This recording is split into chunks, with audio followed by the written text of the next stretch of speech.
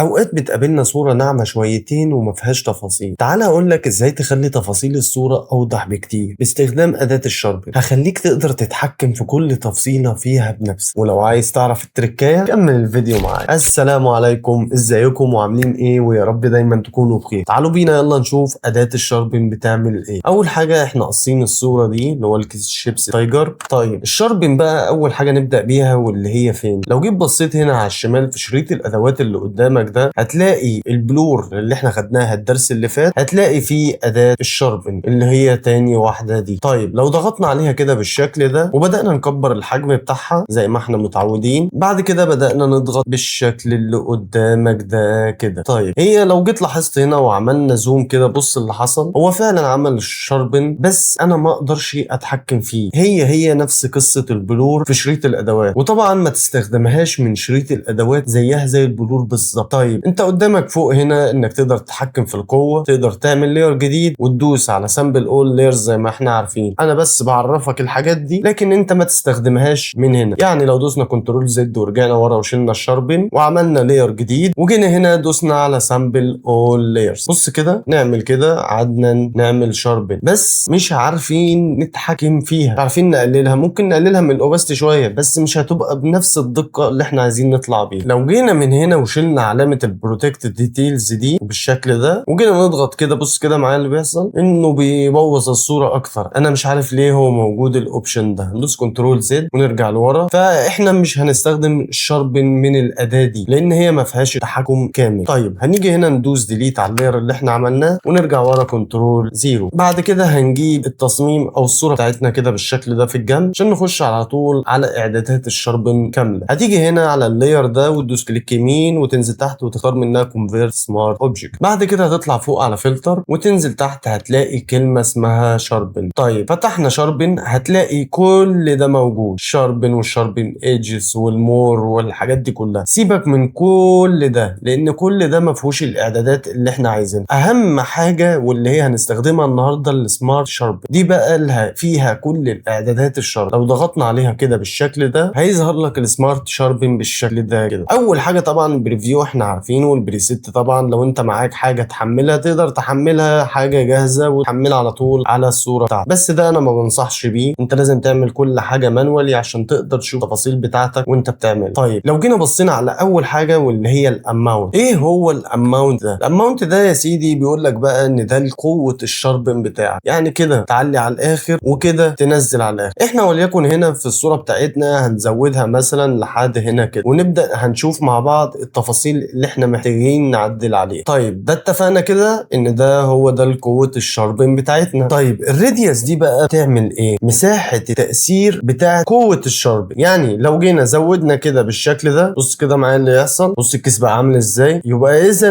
الشاربن نفسه او قوة الشاربن مرتبطة بالراديوس على طول. فاحنا طبعا بننزل تحت كده مثلا وهنخليها مثلا نحاول نظبطها بقدر الامكان مثلا لحد هنا. وانصحك ما تزودش عن 5، يعني من 1 ل5 ده في اي صورة في معظم الصور عامة. طيب لو جيت بصيت تحت على طول ولقينا الريديوس نويز ده بيعمل ايه بقى؟ ده بيقلل التشويش. يعني لو جينا زودنا كده بالشكل ده، بص كده معايا اللي هيحصل. لو رجعنا ورا شايف انت الشاربن لما كان هنا، تعالى كده نزود معايا، بص كده معايا. لو جينا زودنا ريديوس نويز بص اللي بيحصل. لو زودنا كده هتلاقي ان النويز بتاعتك بتتشال او بتتمسح، بمعنى ان هو بيعمل حاجة كده زي البلور بيسيحها على بعضها. طيب احنا مثلا ممكن هنا نزود فيه لحد مثلا ما يبقى كده. تعالى كده نشوف قبل وبعد في الاعدادات اللي احنا عملناها دي. لو جينا هنا ودوسنا على البريفيو كده قبل كده بعد. طيب لو نزلنا تحت هنا هنلاقي كلمة ريموف لينس بلور. لو جينا ضغطنا عليها كده هيفتح لنا 3 حاجات. اول واحدة الجوزن بلور، طبعا انتوا عارفين البلور من الدرس اللي فات. وتاني واحدة اللينس بلور. تالت واحدة الموشن بلور. اللي يخصنا هنا في الاتنين دول اللي هو الجوزن بلور واللينس بلور، دول لما بتيجي بتشتغل على تصميم سواء كان منتج او بشر. لو جيت ضغطت على الجوزن بلور او اللينس بلور هتلاقي قدامها هنا الانجل ما فتحتش او الزاويه بتاعتنا او تحديد الزوايا ما بتفتحش. بتتفتح امتى؟ لما تيجي تضغط هنا وتختار موشن بلور تفتح معاك الزاويه اللي انت عايز تتحكم فيها براحتك. طيب هندوس هنا زيرو ونرجع تاني نختار هنا اللينس بلور. وانت هنا طبعا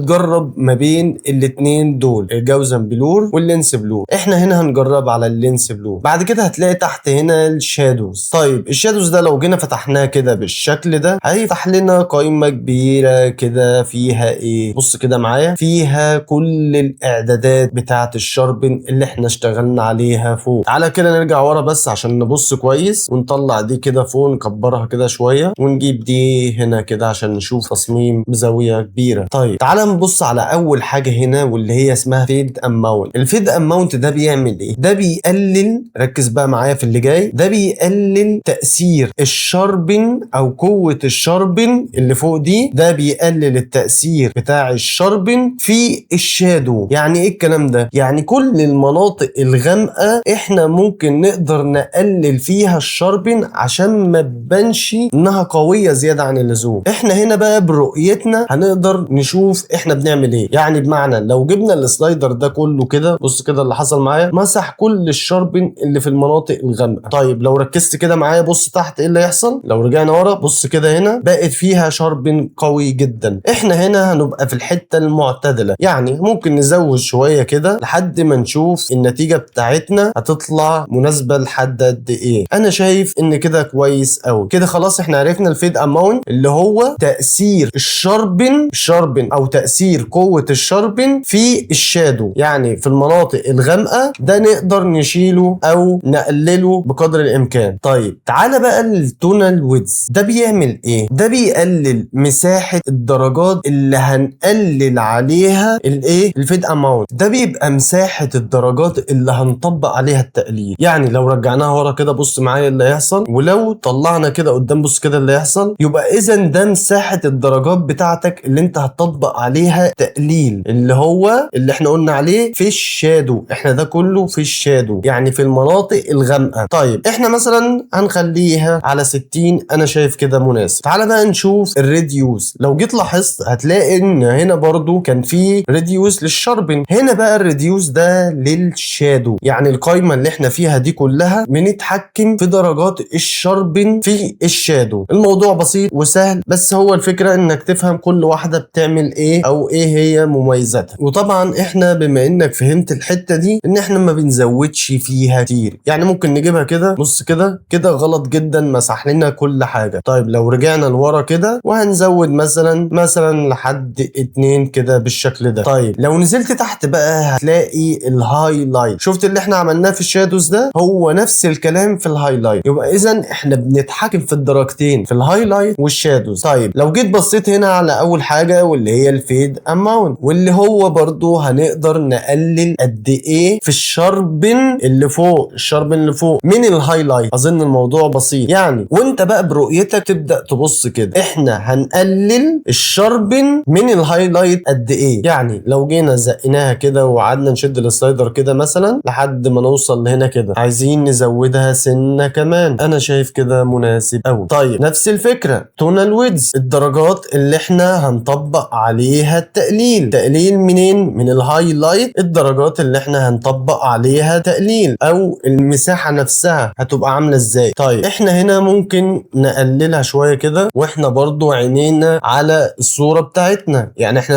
عينينا ده كله ما بيتفرقش في الصورة بتاعتنا. نزود فيها كده مثلا ونزود سنة بس صغيرة، انا شايف كده تمام. الراديوس دي بقى هي برضو النعومة اللي ما بين اللي هو اي حاجة ما بينها وبين، يعني الفواصل اللي ما بينها وبين التصميم اللي بعدها. يعني فاصل زي ده، فاصل زي ده، كل صورة وليها الفاصل بتاعها. فاحنا عايزين النعومة بتاعته توصل لدرجة ايه، فاحنا مثلا هنزودها سنة بسيطة كده، يعني مثلا بالشكل ده. تعالى كده هنا ندوس اوكي. لو جينا هنا هنشوف قبل، بص كده قبل الصورة مش قوية، هي عادية جدا. تعالى كده نشوف بعد، بص كده اللي حصل، الصورة قوية جدا، الكلام واضح. كل ده في اعدادات الشاربن تقدر تتحكم فيها في اي صورة انت بتشوف. واهم حاجة بقى في تكنيك الشاربن ده انك تستخدمه بسيط جدا وتخليك كده اللي هو ايه، بتحسس، يعني هي لمسة بسيطة، انت مش محتاج اكتر من كده. طيب تعالى بقى نشوف الصورة اللي بعدها عشان نعمل لها شاربن، وهي صورة شخص. اول حاجة هنعملها هندوس كنترول جي من الكيبورد عشان نكرر اللاير. بعد كده هندوس كليك يمين ونختار من هنا كونفيرت سمارت اوبجكت. بعد كده هنروح لفلتر، ومن فلتر هنا هنختار شاربن، ومن شاربن هنا هنختار سمارت سمارت شاربن بالشكل ده. اول حاجه هنعملها في الاماونت هننزل بيه شويه كده، يعني مثلا لحد هنا. بعد كده في الريديوس ممكن ننزل لحد مثلا، يعني هو من 1 المفروض ل5، احنا هنخليها مثلا 3.5. بعد كده هنخلي النويز هنا مثلا على 19 كويس جدا. وهنا بقى ممكن نستخدم الطريقه التانيه واللي احنا نجرب فيها الجوزن بلور او اللينس بلور. هما الاتنين دول اللي تقدر تستخدمهم بمنتهى البساطه. احنا ممكن نستخدم الجوزن بلور، بعد كده نرفع فوق دي كده شويه ونفتح الشادوز بتاعنا هو والهايلايتس. طيب الفيد اماونت هنا ممكن نزود فيه شويه كده بحيث انه يبقى الموضوع باين، مثلا النسبه دي كويسه. والتونال ويدز هنا ممكن نزود فيه برضو شويه كده، يعني مثلا كده كويس قوي. وهنا الريديوس ممكن ننزلها تحت كده نخليها على اقل حاجه، وبرضو ممكن ننزل دي شويه. نيجي هنا على الهايلايتس تحت ونعلي الفيد اماونت كده بالشكل ده، يعني احنا هنحاول ننسق ما بينه وما بين الشادوز، بس احنا ممكن ننزل شويه كمان عنه كده شويه، حلو قوي كده. وممكن نعلي التونال ويدز كده بالشكل ده، يعني كده مثلا كويس، او ممكن نقللها سنه بس صغيره. بعد كده الراديوس هنا ممكن نقللها شويه كده بالشكل ده، الرقم ده كده ولا كده، كده حلو قوي. طيب تعالى كده ندوس اوكي ونشوف قبل وبعد. لو عملنا زوم ان كده، بص كده معايا، وشلنا من هنا قبل وكده بعد، بص كده الفرق كده قبل وكده بعد. لو جيت لاحظت في الحته دي هتلاقي الموضوع ظبط جدا، يعني في الوش تحس ان في بلور عليه. لو عملنا شاربن كده بالشكل ده، بص كده في الحته دي ايه اللي هيحصل فيها اول ما نعمل شاربن على طول، لاقي الصوره نورت وظهر منها الشخص. طيب هندوس كنترول 0 ونرجع ورا. في فلتر الشاربن ده بقى انك تقدر تشيل او تحول الماسك بتاعك وتمسح اي حته انت مش عايزها. يعني مثلا الجاكيت نقدر نجيب الفرشه بتاعتنا ونبدا نمسح الحتت اللي احنا مش عايزين فيها الشاربن يكون موجود بنفس القوه. يعني مثلا انا شايف ان الجاكيت ما نعملوش شاربن هيبقى احسن واقوى بكتير. هندوس كنترول 0 ونبص على النتيجه بتاعتنا قبل وبعد، كده قبل كده بعد، كده قبل كده بعد. لو جينا هنا وقفنا برضو على الماسك وبدانا نمسح الحته دي برضو، شوف قبل وبعد، كده قبل كده بعد، كده قبل كده بعد،